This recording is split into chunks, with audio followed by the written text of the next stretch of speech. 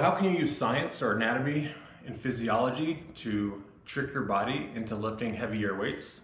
Well, it's all in the Henneman size principle of motor unit recruitment. Long word, huh? So this is something we have to know for EMGs in the field of physical medicine and rehabilitation. And all that means is muscle fibers get recruited from smallest to largest. So the body doesn't want to waste energy recruiting very large fibers if it's gonna only need a little bit of output, right? So that's why the body does this. This is why progressively heavier weights are needed for a warm-up. And so if you just go from a minimal warm-up to your working set, you actually may be wasting motor units that you could be using to lift heavier weights.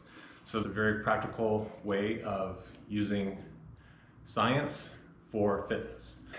Muscle fiber size is going to be smallest here, and the weights that you're using to lift are going to get progressively larger. So as the weight gets heavier, the muscle fibers are going to progressively get bigger and bigger until you get your largest muscle fibers. And larger muscle fibers, obviously you're going to be able to lift more weight. This is important with motor unit recruitment and things like EMG, but we won't get into that because we're going to focus on exercise and fitness at this time. So how can we trick the body into stimulating all these super large motor units so we can lift heavier weight and therefore develop more muscle mass or strength and power output? That's why you want to do smaller and smaller jumps as you're getting to your final weight set during your warm-up. But there is a trick that you can do to trick your body into stimulating all its muscle fibers. So after you've done an appropriate warm-up, we're going to use the bench press for an example.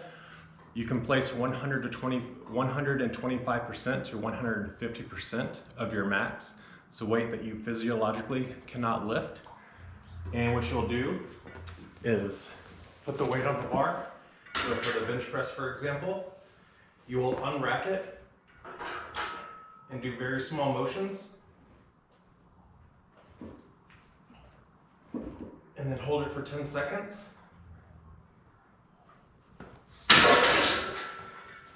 What that does is telling your body and your nervous system that, hey, this weight is super heavy. It's actually super physiological for me because it's 125% of what I can lift. So your body's going to stimulate as big of motor units as possible. And what you do is you drop the weight down to what you typically would do. Let's say for a set of 10 or a set of 6.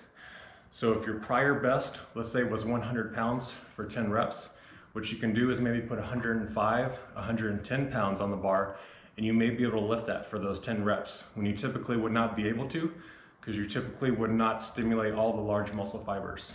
So therefore, for that set of 10, you're gonna do more than what you typically could do, and therefore get more strength gains and more muscle growth.